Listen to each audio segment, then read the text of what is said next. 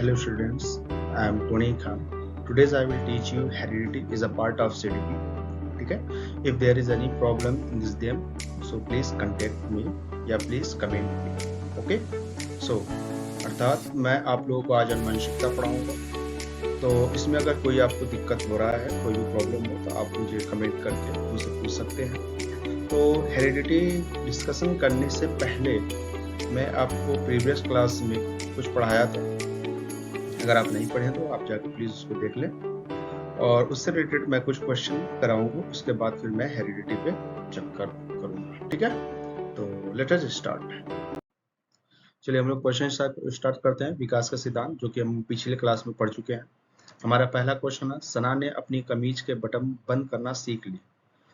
सीखने से पहले कमीज को पहनना सीख लिया। बताइए यह विकास के किस सिद्धांत को दर्शाता है। कहने का मतलब है कि एक छोटी बच्ची है जो कमीज के बटन को बंद करने से पहले ही वो कमीज को पहनना सीख लिया। ठीक है, तो यह विकास के किस सिद्धांत को दर्शाता है। हमारा पहला ऑप्शन है सिर से पैर की ओर। ठीक है, हमारा पहला ऑप्शन है क्या, सिर से पैर की ओर। दूसरा ऑप्शन है विशिष्ट से सामान्य की ओर। तीसरा ऑप्शन है समीप दूराभिमुख और चौथा ऑप्शन है शीर्षगाम। इसमें कोई डिस्कशन ज्यादा नहीं करेंगे, बस केवल क्वेश्चन और आंसर हम डिस्कशन करेंगे बस। तो ठीक, चलो देखते हैं। सिर से पैर की ओर, जिसे हम सेफेलोपॉडल बोलते हैं। ठीक है, ये दिशा के सिद्धांत को दर्शाता है। विशिष्ट से सामान्य की ओर, ये हमारा कोई सिद्धांत नहीं है दिशा का। ठीक है, हमारा दिशा के ना कि हमारा मतलब कि प्रिंसिपल ऑफ डेवलपमेंट मतलब विकास के सिद्धांत में ये कोई सिद्धांत नहीं है। तीसरा है हमारा समीप दूराभिमुखी, अर्थात केंद्र से बाहर की ओर। ठीक है, केंद्र से परिधि की ओर। तो ये जो है हमारे किसको, प्रॉक्सिमल डिस्टल को दर्शाता है। चौथा है शीर्षगामी, यह हमारा शीर्ष से पैर की ओर को ही शीर्षगामी भी कहते हैं। तो हमारा ऑप्शन नंबर थर्ड है। ऑप्शन नंबर थर्ड हमारा जो है वो राइट है। ठीक है, नेक्स्ट है क्वेश्चन, बच्चे को गणित में पहले संख्या ज्ञान कराया जाता है और बाद में गणित संक्रिया मतलब मैथमेटिकल ऑपरेशन बताए जाते हैं। यह विकास के किस सिद्धांत को इंगित करता है। कहने का मतलब कि आप खुद डेली लाइफ में सोचिए कि आप किसी बच्चे को पढ़ाने जाते हैं तो पहले उसको नंबर सिस्टम पढ़ाते हैं, मतलब संख्याओं का ज्ञान पहले उनको देते हैं। उसके बाद सब्ट्रैक्शन, एडिशन, मल्टीप्लिकेशन, डिवीजन, ये सब चीजें मतलब कि ऑपरेशन वगैरह कराते, मैथमेटिकल ऑपरेशन कराते हैं। तो यह विकास के किस सिद्धांत को दर्शाता है। ठीक है, तो हमारा पहला ऑप्शन है ऑप्शन नंबर एक, दिशा का सिद्धांत। दिशा का सिद्धांत हमने बताया था दो होता है, प्रॉक्सिमल डिस्टल। ठीक है, दिशा का सिद्धांत हमने बताया था दो, प्रॉक्सिमल डिस्टल और सेफेलोपॉडल। दूसरा है विकास में संबद्धता का सिद्धांत। ठीक है, ये भी हम आपको पढ़ा चुके हैं। तीसरा है क्रमबद्धता का सिद्धांत और चौथा है विकास संचयी होता है। तो बताइए क्या होता है। देखिए विकास में ससंबद्धता का सिद्धांत मतलब कि कोई बच्ची है, जो कि हमने एक एग्जांपल दिया था, एक बच्ची है स्कूल जाने से पहले बहुत रोती है कि मैं, और बहाना बनाती है कि मेरे पेट में बहुत दर्द है। वो क्यों ऐसा करती है, क्योंकि उसके स्कूल में उसके कोई फ्रेंड नहीं होता या किसी कारणवश स्कूल में कोई प्रॉब्लम है, उसकी वजह से वो स्कूल नहीं जाना चाहती है। ठीक है, तो ये तो नहीं कहेगी अपनी माँ से कि हम स्कूल जाएंगे, तो वो यही कहेगी कि मम्मी मेरे पेट में दर्द है या फलाना ढिकाना कोई भी अपना बहाना वगैरह बनाएंगी। तो ये जो है वो जो कारण है, वो कारण और ये प्रॉब्लम दोनों आपस में क्या है, कोरिलेशन बनाता है, मतलब कि यह एक रिलेशन क्रिएट करता है। तो इसे हम सहसंबद्धता का सिद्धांत कहते हैं। क्रमबद्धता का सिद्धांत, बच्चे का जो विकास होता है एक क्रम में होता है। ठीक है, तो हमारा ऑप्शन यही है क्रमबद्धता का सिद्धांत। ठीक है, क्योंकि बच्चे को एक क्रम में हम सिखाते हैं, बच्चे को हम जब भी कोई भी चीज सिखाते हैं तो एक क्रम में। तो ये हमारा क्रमबद्धता का सिद्धांत सिखाता है, क्योंकि पहले हम आपको नंबर सिस्टम पढ़ाएंगे, उसके बाद गणितीय संक्रिया पढ़ाएंगे, उसके बाद भी हम बड़े बड़े ऑपरेशन वगैरह करना चालू करेंगे। तो नेक्स्ट हमारा क्वेश्चन है, आई होप आप लोगों को समझ में आया होगा। नेक्स्ट क्वेश्चन है, एक बालक को अभी वर्ग बनाना नहीं आता है, शिक्षक कक्षा में डायमंड की संरचना बता रहा है, जो बालक समझ नहीं पा रहा है, बच्चे की कठिनाई का क्या कारण है। अर्थात एक बालक है, एक बच्चा है क्लास में, जो कि शिक्षक क्लास में डायमंड पढ़ा रहे हैं, लेकिन बालक उसको समझ नहीं पा रहा है, क्योंकि उसको वर्ग ही बनाना अभी नहीं आता है। तो यह किसको दर्शाता है, यह किस इसकी जो कठिनाई है वो किस कठिनाई को, किस सिद्धांत को दर्शाता है? विकास सतत प्रक्रिया है पहला, दूसरा है विकास सामान्य से विशिष्ट की ओर होता है, तीसरा है विकास क्रमबद्ध होता है, और चौथा विकास एक समान प्रतिमान है। देखिए विकास सतत होता है, विकास निरंतर चलने वाली एक प्रक्रिया है, आपको पता ही है। विकास सामान्य से विशिष्ट की ओर होता है, मतलब कि किसी विशिष्ट किसी सामान्य में से एक विशिष्ट को पहचानना, ये विकास सामान्य से विशिष्ट की ओर दर्शाता है। विकास क्रमबद्ध होता है, मतलब कि एक ज्ञान दूसरे ज्ञान से कनेक्ट होता है, ठीक है। तो यही हमारा आंसर है। क्लियर? तो हमारा आंसर ये है, विकास क्रमबद्ध होता है, क्योंकि सबसे पहले बालक को वर्ग आना चाहिए। जब बालक को वर्ग बनाने आ जाएगा तभी वह डायमंड को सीख सकता है, अदरवाइज डायमंड को वो जल्दी नहीं सीख पाएगा, वो हमेशा कंफ्यूज ही रहेगा। नेक्स्ट हमारा क्वेश्चन है, अक्सर छोटे बच्चे बॉटल पकड़ना पहले सीखते हैं, लेकिन उसका ढक्कन बंद करने में समय लगता है। बताइए यह विकास के किस सिद्धांत को इंगित करता है? देखिए छोटे बच्चे के को क्या है कि पहले वो बॉटल पकड़ना सीख लेते हैं। क्या छोटे बच्चे को हम दे देते हैं पहले वो ढक्कन ही बंद करना चालू कर देते हैं क्या? नहीं, सबसे पहले वो बॉटल पकड़ना चालू करते हैं, उसके बाद ढक्कन बंद करना चालू करते हैं। कहने का मतलब यह है कि बच्चे की उंगलियों पर कंट्रोल बाद में आता है, हथेलियों के कंट्रोल पे आने से बाद। पहले बच्चे के जो कंट्रोलिंग पावर होता है वो पहले बड़े चीजों पर होता है, मतलब कि बच्चे के जो हाथ है, पाँव, इस पे उसका कंट्रोल ज्यादा होता है, लेकिन ये उंगलियों पे कंट्रोल नहीं होता, क्योंकि ढक्कन तो उंगलियों से ही बंद होगा। तो ये चीजें जो है किसको दर्शाता है? यह जो है प्रॉक्सिमो डिस्टल को दर्शाता है। सिफेलोकॉर्डल निकट से दूर, ये दोनों एक बराबर है। ऑर्थोजेनेटिक सामान्य से विशिष्ट की ओर दर्शाता है, ठीक है। और ये प्रॉक्सिमो डिस्टल जो है वो केंद्र से बाहर की ओर दर्शाता है, मतलब कि ये जो हाथ का पाँव केंद्र है और ये उंगलियां जो है बाहर, मतलब कि यहाँ से पहले इसका विकास होगा, उसके बाद धीरे धीरे उंगलियों का विकास होगा, ठीक है। तो ये चीजें जो है किसको दर्शाता है? प्रॉक्सिमो डिस्टल को दर्शाता है, इसलिए हमारा ऑप्शन क्या हो जाएगा? Proximo distal. चलिए नेक्स्ट क्वेश्चन, ठीक है। तो यह किसको दर्शाता है? एकीकरण व विभेदीकरण को। नेक्स्ट हमारा क्वेश्चन है, बच्चे शुरू में बलबलाते हैं, जो कि अस्पष्ट या पूर्व भाषाई विकास को दिखलाता है। फिर 1 साल में लगभग बच्चा स्पष्ट रूप से एक शब्द बोलता है। फिर 18 से 24 महीने का होने पर वह छोटे-छोटे वाक्य बोलता है, जो कि उसका भाषाई विकास है। ये किस प्रकार के सिद्धांत को दर्शाता है? देखिए जब बच्चा बहुत छोटा होता है तो बलबलाता है, साफ क्लियर नहीं बोल पाता है, करके बात करता है। फिर धीरे-धीरे जैसे-जैसे बच्चा बड़ा होता है, लगभग वो 1 साल का होता है, तो पापा, मम्मी मतलब एक-एक शब्द बोलता है धीरे-धीरे। फिर धीरे-धीरे जब वो 18 से 24 महीने का होता है, तो वो छोटे-छोटे वाक्य बोलना चालू करता है। ये जो भाषाई विकास इसके अंदर देखने को मिल रहा है, ये किस सिद्धांत को दर्शाता है? तो हमारा ऑप्शन है पहला, विकास पराच्छित से स्वायत्ता होता है, तो इसको हम प्रायत्ता से होते हैं। दूसरा है एक समान प्रतिमान, तीसरा है एकीकरण से विभेदीकरण, और चौथा है विकास संचयी होता है। बताइए। तो देखिए विकास पराच्छित से स्वायत्तता, मतलब विकास जो है विकास जो है प्रायगतता से स्वायत्तता की ओर होता है, ऐसा तो कुछ नहीं।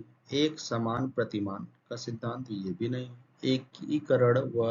एकीकरण से विभेदीकरण, ये भी हमारा नहीं है। विकास संचयी होता है। क्लियर? विकास क्या होता है? संचयी होता है, अर्थात विकास की नींव जो है पहले से ही रखी जा चुकी है, ठीक है। ये कोई अचानक आने वाली प्रक्रिया नहीं है। ये पता चल जाए कि पहले बच्चा बलबलाएगा, फिर छोटे छोटे वाक्य बोलेगा, फिर बड़े वाक्य बोलेगा, फिर शब्द बोलेगा, ये फिक्स है, ठीक है। तो ये अचानक होने वाली कोई परिवर्तन नहीं है, तो ये विकास संचयी होता है। क्लियर? नेक्स्ट हमारा क्वेश्चन नंबर 7, बच्चे शुरू में बच्चे शुरू में 9 महीने के लगभग पलंग इत्यादि के सहारे से चलता है। फिर माँ बाप की उंगली पकड़कर उसके बाद स्वतंत्र रूप से 1 साल के लगभग चलना शुरू करता है। बताइए विकास का कौन सा सिद्धांत है? मतलब कि एक छोटा बच्चा है, पहले वो पलंग पकड़ के उठता है, फिर धीरे धीरे घिसकता है, फिर धीरे धीरे माँ और बाप के हाथ पकड़ के उंगली पकड़ के चलना चालू करता है, फिर वो स्वतंत्र रूप से चलना स्टार्ट कर देता है। तो यह विकास किस सिद्धांत को दर्शाता है? ये हम पिछले क्लास में आप लोगों को सब बता दिए। तो इसमें क्या है, ऑप्शन नंबर 1 क्या है आपका? विकास सामान्य से विशिष्ट विशिष्ट होता है? नहीं, सामान्य में से किसी विशिष्ट को पहचानने की बात तो यहाँ से नहीं हो रही है। विकास में व्यक्तिगत भिन्नता होता है? नहीं, विकास में व्यक्ति के इसमें 2-3 व्यक्तियों की या कई व्यक्तियों की बात तो कही नहीं जा रही है। विकास प्रायगतता से स्वायत्तता होता है? वेरी गुड, ये एकदम परफेक्ट है। विकास प्रायगतता से स्वायत्तता को दर्शाता है, ये यही सिद्धांत है। क्लियर? वर्तुलाकाल ये तो नहीं है। वर्तुलाकाल मतलब कि शैशवावस्था और पूर्व बाल्यावस्था में उसका विकास कुछ और है। विकास का जो दर, जो शारीरिक विकास की दर है वो स्पीड है। मध्य बाल्यावस्था में फिर मंद हो जाती है, फिर किशोरावस्था में मतलब कि विकास की दर काफी तेज हो जाती है। तो ये वर्तुलाकार को दर्शाता है, ऐसा इसमें कुछ नहीं कर रहा है। ठीक है, तो नेक्स्ट क्वेश्चन है हमारा, नेक्स्ट लास्ट है हमारा ये क्वेश्चन। निम्नलिखित में से कौन सा विकास को प्रभावित करने वाला गतिशील कारक नहीं है? इसमें से गतिशील कारक की बात हो रही है। देखिए, पहला ऑप्शन है वातावरण, दूसरा ऑप्शन है आनुवंशिकता, तीसरा है बच्चों को मिलने वाला पोषण, चौथा है भौतिक परिस्थितियां। तो देखिए, पहला हम ऑप्शन देखते हैं, ऑप्शन नंबर 1 वातावरण। बच्चे को जब कोई वातावरण मिलेगा, अच्छा वातावरण मिलेगा, तो वह अच्छे तरीके से उसकी लंबाई, कद काठी वगैरह उस पर वातावरण का प्रभाव पड़ेगा, मतलब कि गतिशील है। ठीक है, ये बच्चे को मिलने वाला पोषण, बच्चे को अच्छा पोषण मिलेगा तो उसका विकास अच्छा होगा, उसको खराब पोषण मिलेगा तो उसको कुपोषण हो जाएगा। ये भी गलत है, ये सही है, मतलब कि ये प्रभावित करने वाले कारक हैं। दूसरा है भौतिक परिस्थितियाँ। ठीक है, जिसका जैसा उसका इन्वायरमेंट होगा उस हिसाब से उसकी डेवलपमेंट होगी, अर्थात उसकी जो विकास है वो प्रभावित होगी, किससे? भौतिक परिस्थितियों से। और हमारा दूसरा है बी आनुवंशिकता। आनुवंशिकता जो है स्थिर व निष्क्रिय होता है। आनुवंशिकता ना ही बदला जा सकता है, ना ही उसको हटाया जा सकता है, अर्थात यह गतिशील कारक नहीं है। हमारा ऑप्शन नंबर 4, सॉरी बी, ये हमारा आंसर है। तो आई होप आप लोगों को क्वेश्चन समझ में आया होगा। नहीं आएगा तो एक बार फिर से वीडियो को देखिएगा और कोशिश करिए समझने की। अगर फिर भी ना आए तो आप मुझे कमेंट करके उससे पूछ सकते हैं। तो अब हमारा नेक्स्ट टॉपिक है आनुवंशिकता।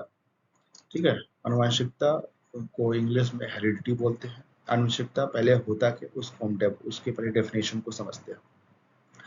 वे लक्षण अर्थात वे गुण जो किसी एक पीढ़ी से दूसरी पीढ़ी में संचरित होते हैं, मतलब जाते हैं, उन्हें हम आनुवंशिक लक्षण कहते हैं। मतलब कि ऐसा गुण, ऐसा लक्षण जो एक पीढ़ी से दूसरी पीढ़ी में स्थानांतरित हो, उसे हम बोलते हैं आनुवंशिकता। मतलब कि पापा, जैसे कि आपके फादर है, आपके फादर के जो गुण हुए, मतलब कि बोलने की स्टाइल, हाथ हिलाने का स्टाइल, देखने का स्टाइल, खड़े होने की स्टाइल, ये सब जो गुण है वो गुण आपके अंदर आ गया, तो ये आनुवंशिक लक्षण है। इसको कोई हटा नहीं सकता। आप कितना भी मेहनत करिए, वो कभी ना कभी वो आपको दिख जाएगा, क्योंकि वह गुण जो है स्थिर होता है, उसे बदला नहीं जा सकता। ठीक है, और उसको नष्ट भी नहीं किया जा सकता।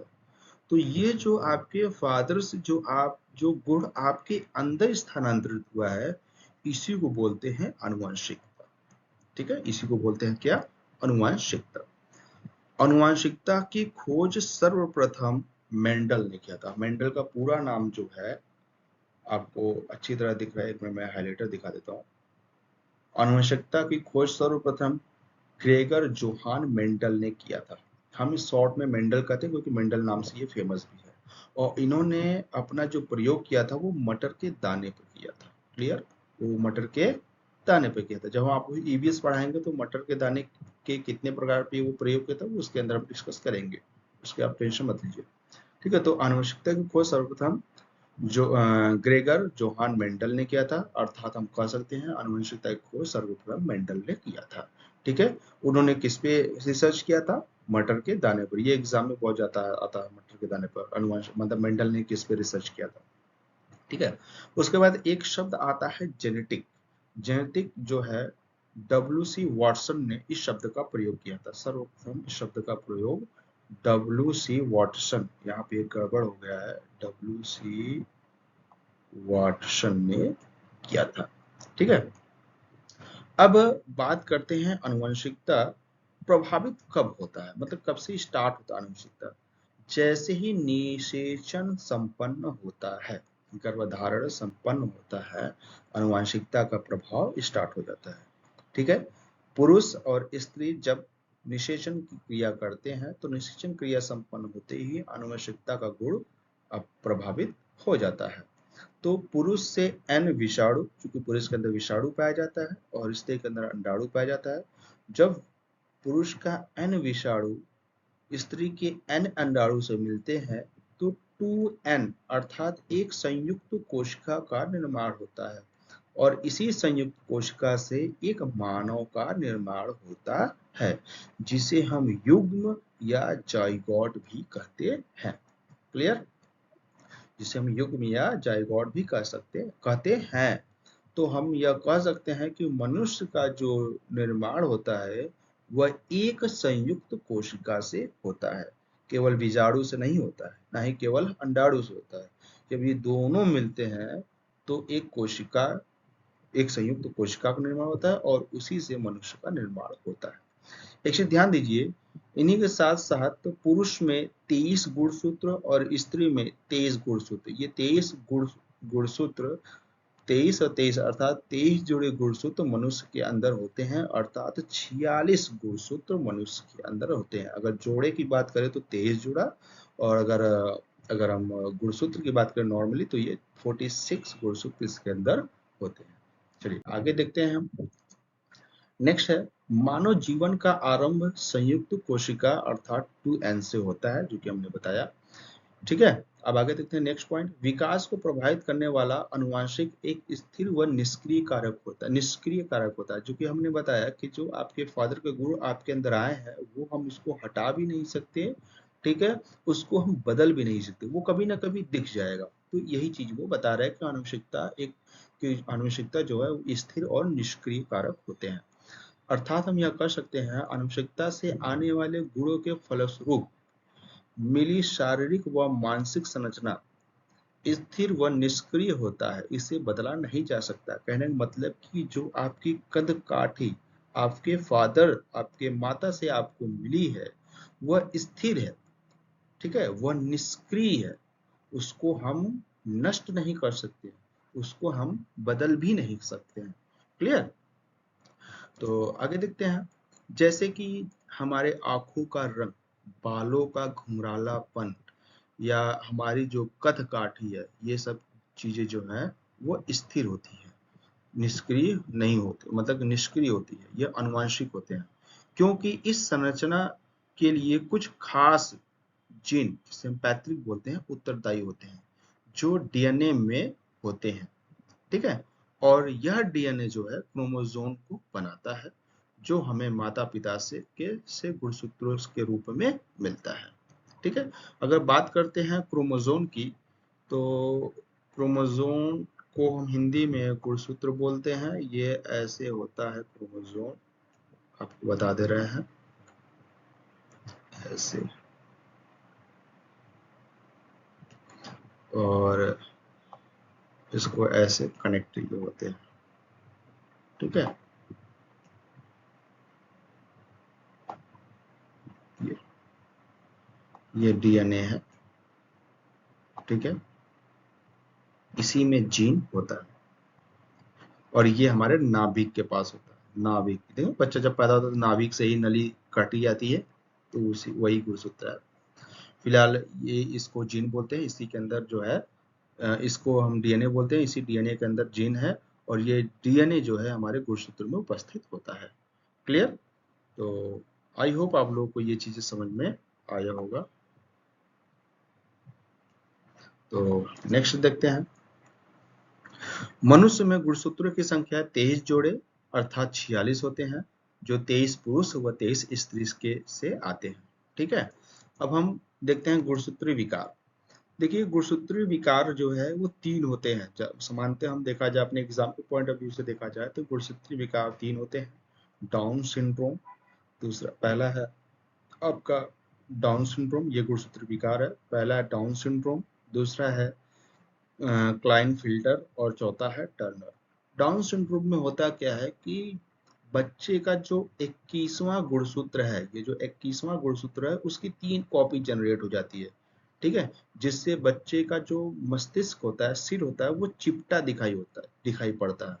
जब बच्चा पैदा होता है तो बच्चे का जो सिर होता है काफी चिपटा होता है, यहाँ पे चिपटा होता है और यहाँ पे थोड़ा सा उभड़ा हुआ होता है, जिसमें बच्चे के अंदर ये उसको हम डाउन सिंड्रोम विकार कहते हैं। ये गुणसूत्री विकार होता है।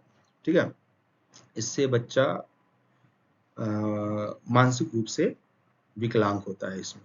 ठीक है, उसका बाद नेक्स्ट है हमारा क्लाइनफिल्टर। क्लाइनफिल्टर की बात करते हैं तो गुणसूत्रों में जैसे जो 46 गुणसूत्र हैं उसमें एक गुणसूत्र अधिक हो जाते हैं। भाई सिंपल सी बात है, लड़का है, लड़के के अंदर एक गुणसूत्र अधिक हो गया, इसका मतलब वो लड़की बन गया, जिसे हम किन्नर बोलते हैं। एक गुणसूत्र अधिक होने के कारण बच्चे का जो स्वभाव है वो लड़कियों की तरह दिखना चालू हो जाता है, तो उसे बोलते हैं वो क्लाइनफिल्टर है, वो गुणसूत्री विकार के अंतर्गत आता है। ठीक है, जो किन्नर के रूप में देखने को आपको मिलता है।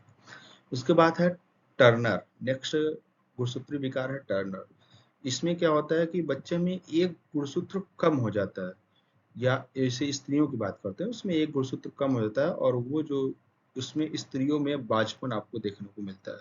जो स्त्री बांझ होती हैं, जो बच्चे पैदा नहीं कर पाती है, उनके अंदर एक गुणसूत्र कम होता है। ठीक है, ये जेनेटिक प्रॉब्लम होता है, ये गुणसूत्री विकार के अंतर्गत आता है।